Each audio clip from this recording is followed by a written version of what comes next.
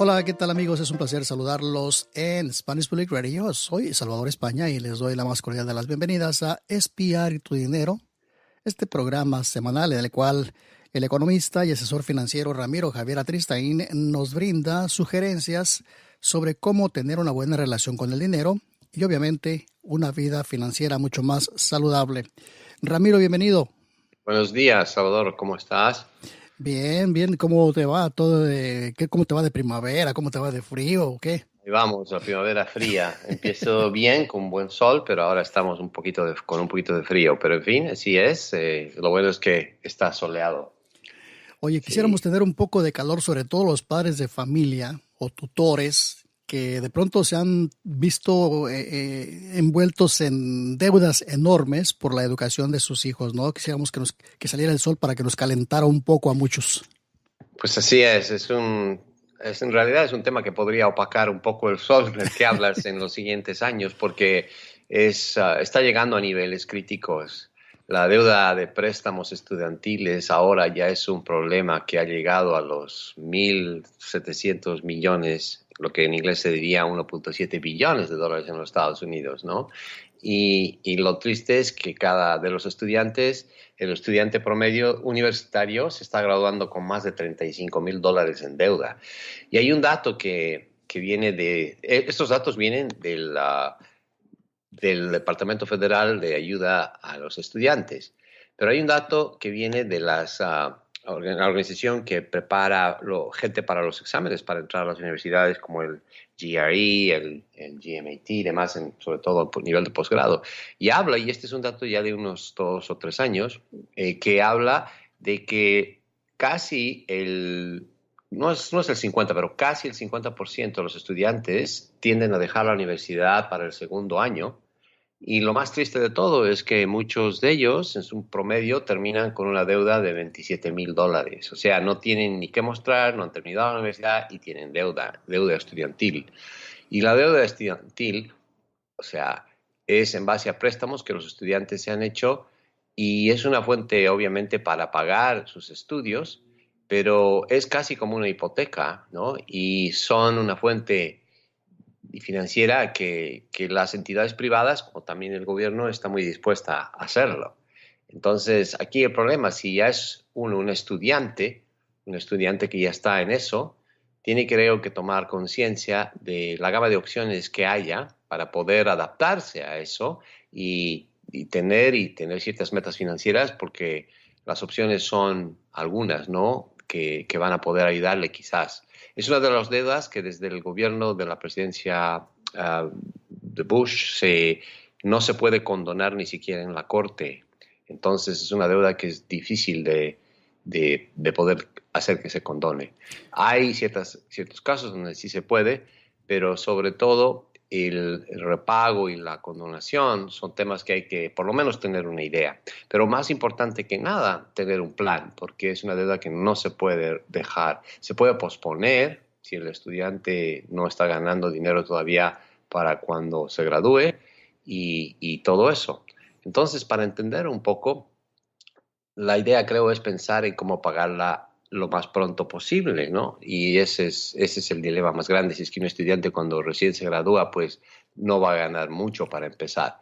Oye, Pero para Ramiro, las... esto tiene muchos aspectos, pero en primer lugar, ¿cómo podría ser un padre de familia o un estudiante hacer para no meterse en estos problemas? Bueno, para eso teníamos un podcast donde habíamos hablado de, en realidad, varias ideas. Había 10 ideas de cómo financiar la educación. Este es el podcast del episodio 005 y decía ideas para financiar la educación. De esas ideas, para alguien que tiene niños muy chiquitos, le puede servir las 10 ideas. Cuanto los niños van creciendo, pues va a haber menos opciones, ¿no? Pero la idea es empezar desde lo más pronto posible a abrirles un plan para que, como el 529 o algo así, donde se puede ir ahorrando poco a poco para la universidad. Y también hay planes de prepago de universidad donde sale mucho más barato pagar, porque estás pagando con muchos años de ventaja. Entonces, a un nivel de costo mucho más bajo. Entonces, esas son las opciones que realmente hay que explorar cuando uno es padre y se plantea de que quieres apoyar a tus hijos a que vayan a la universidad. Y hay otras opciones, como dije. Entonces, les recomiendo, oigan esas ideas en el podcast, en el episodio 005, ¿no? Ideas de cómo financiar tu universidad. Pero para el que ya está metido en esto, que ha tomado la decisión, voy a ir a la universidad y el estudiante mismo consigue préstamos o los padres le apoyan y de alguna manera la familia, que sé yo, le apoya para conseguir préstamos. Para eso, la única opción sería empezar a ver cuáles son las posibilidades para que el estudiante cuando se gradúe, qué nivel de ingresos va a lograr, sea el nivel de ingresos que logre, pues que se plantee un presupuesto y ver qué tipo de deudas estudiantiles ha obtenido y en sí empezar lo primero que debe hacer en cuanto se gradúe es ver sus estados de cuenta de la deuda que ha acumulado. A veces es de varios tipos, a veces es más de una, por lo general es más de una, y en ver si todo esto puede empezar a pagarlo. Y plantearse, la meta sería ver una manera de eliminar esa deuda, como hacer los pagos más bajos posibles, o mejor dicho, los pagos más rápidos que vayan pagando esa deuda. Y desde ya empezar a monitorear, a controlar su historial de crédito o su puntaje crediticio, porque de eso va a tener mucho que ver cómo pueda pagar y qué intereses pueda conseguir, porque una opción siempre es refinanciar esa deuda. Entonces, en muchos casos, ese plan del que menciono, plan de pago, puede requerir una combinación de soluciones, ¿no? Y hay que diseñar una estrategia como en todo, la estrategia que sea adecuada para esas necesidades del estudiante, ¿no? Porque si necesita ayuda para crear ese plan, pues la idea es ver qué opciones hay que le puedan ayudar a crear un presupuesto y objetivos. Incluso hay cosas que el gobierno federal ofrece para hacer esto porque saben que es un problema grande que muchos estudiantes tienen. Porque en el momento que ese estudiante cumple 18 años y eventualmente 21 años, generalmente la responsabilidad tiende a ser de ellos más que de los padres, ¿no? Entonces hay que buscar los proveedores de esos servicios adecuados para ayudarle a esos estudiantes. Oye, Ramiro, muchas veces estos bancos que te hacen los préstamos de forma privada se valen de alguna agencia para que administre ese préstamo, para que sea, Sí, digamos, el intermediario entre tú y ellos. Y muchas veces es difícil tratar de llegar a un acuerdo con los bancos directamente, sí, pues sí, porque está en medio esa otra entidad y que muchas veces lo que ellos quieren es cobrar, su trabajo de ellos es por cobrar, supuesto, por supuesto. sin importar qué. Por supuesto, es que es así. Y es que la diferencia, como dije, y por eso que esta deuda es algo especial, en el sentido de que no es tan fácil de librarse como otras deudas. Otros tipos de deudas, incluso se puede uno hacer que se la condonen, se puede negociar. Esta es la más difícil, ¿no? Y es porque la legislación ha cambiado mucho con respecto a proteger este tipo de deuda. El problema que eso causa o podría causar, y en realidad creo que es un problema, es que la cantidad de esa deuda se ha sumado mucho y pues a nivel de la economía es un problema que podría causar casi como lo que pasó la crisis del 2008, donde era una deuda por problemas de mucha deuda hipotecaria y eso es un problema, un peligro para el futuro, ¿no? Entonces depende cómo se maneje a nivel económico general. Pero yo creo que ya cuando uno de estudiante, y yo doy clases en una universidad y veo mucho que este es un tema que causa ansiedad a los estudiantes, sobre todo cuando ya están para graduarse, porque saben que cuando se van a graduar, pues la idea es conseguir un trabajo, pero tienen esta nube de que tienen que pagar esta deuda, ¿no? Entonces, yo obviamente recomendaría, si no estás en esa situación, si falta mucho tiempo para que entres a la universidad, que realmente oigas este episodio, el 005, con las ideas para financiar tu universidad, para que no tengas esa deuda, lo mínimo de deuda posible, porque esa es la mejor opción. Pero si ya estás en esto, pues tienes que luchar para pagar esos préstamos estudiantiles. Y Como decía, muchas veces no nada más es el estudiante, Ramiro, a veces los bancos te exigen un fiador, digámoslo así, sí, por que en supuesto, muchos por lo casos son los general padres. un estudiante menor de edad no va a tener el ingreso para poder pagar su deuda. Entonces, por eso dije, hasta los 18 21 años Ujú. necesita un garante muchas veces, y generalmente son los padres los que tienden Sí. a ser esos Ahora, garantes. si eres un padre que firmaste para que le dieran el Sí. préstamo a tu hijo, ¿cuáles son tus responsabilidades? Pues son las mismas que la de estudiante, de hacer que esa deuda se pague, porque va a impactar tu crédito, va a impactar tu historial crediticio, tu calificación crediticia, obviamente, la capacidad que tengas de prestarte, a qué precio, en otras palabras, a qué interés en el futuro. Y por eso estas deudas tienden a ser de ese tipo, donde por lo general no se paga o no se empieza a pagar, a tener que pagar hasta que el estudiante se gradúe.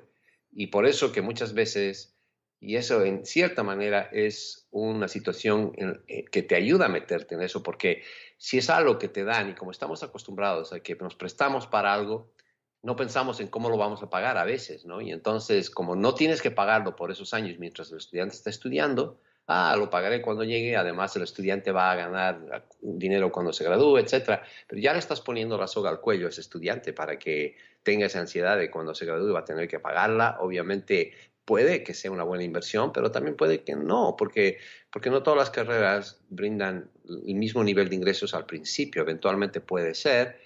Ahora, hay gente que lo ve como un incentivo para que ese estudiante se prepare bien, haga lo mejor que puede para estudiar, y a veces es un incentivo para que se enfoquen en ganar dinero. Pero también por el otro lado, el precio y el costo emocional, el costo de todo eso es un poco duro, ¿no? Pero hablemos un poco de las opciones que puede haber para pagar, ¿Te parece, ya que... Ramiro, si me hablas de las opciones después de la pausa? Perfecto. Amigos, estamos con ustedes en Spanish Public Radio en este programa Espiar y tu dinero.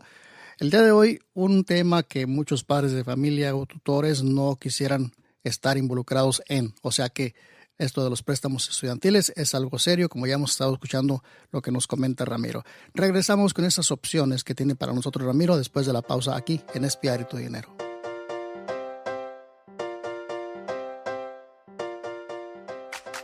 Estás escuchando Espiar, una radio pública, educativa, informativa y cultural. Camino al éxito.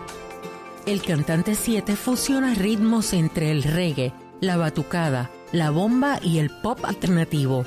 En sus pensamientos siempre estuvo tener éxito. Todo lo que te está pasando en la vida, ya lo pensaste en algún momento, y lo que estás pensando sobre tu vida ahora te va a pasar en el futuro. Así que si tú piensas que te va a salir bien, te va a salir bien. Y si piensas que te va a salir mal, también tienes razón, te va a salir mal.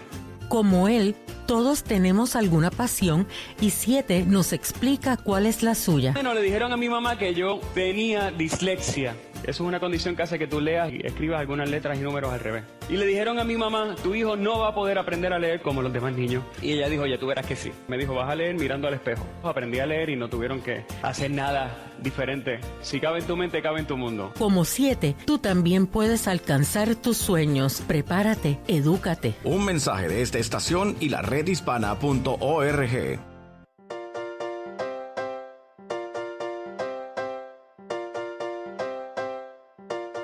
Estamos de regreso en este programa Espiar y tu dinero con el economista y asesor financiero Ramiro Javier Atristain, un programa en el cual Ramiro nos brinda cada semana sus sugerencias para tener una buena relación con el dinero y obviamente una vida financiera mucho más saludable. El día de hoy un tema complicado, las deudas estudiantiles o los préstamos estudiantiles, que muchas veces pues como padres o los estudiantes mismos quieren forjarse un mejor futuro y echan mano de este tipo de préstamos porque no les queda de otra. Pero el problema es que cuando ya se gradúan, o que muchas veces ni siquiera se gradúan, tienen que pagar ese dinero y también los padres firmaron por ellos para que les dieran el préstamo, pues son igualmente responsables, como ya nos ha comentado Ramiro.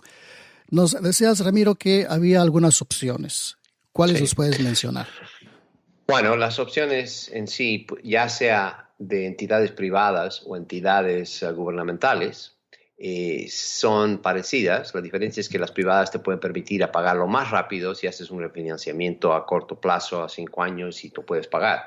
O la entidad gubernamental, por lo general, trabajan en periodos de 10 años, o sea que es difícil hacer que termines de pagar esa deuda antes porque esos son sus programas, ¿no? Pero en sí hay que pensar en el repago, uno, y la condonación del préstamo, si es posible. La otra, la consolidación de préstamos, que implica, en cierta manera, refinanciar la deuda. Y en sí, el refinanciamiento directo, ¿no? Muchas veces con donación y implica que te perdonen parte de la deuda y tienes que presentar las razones, ¿no? Y si las razones son de que realmente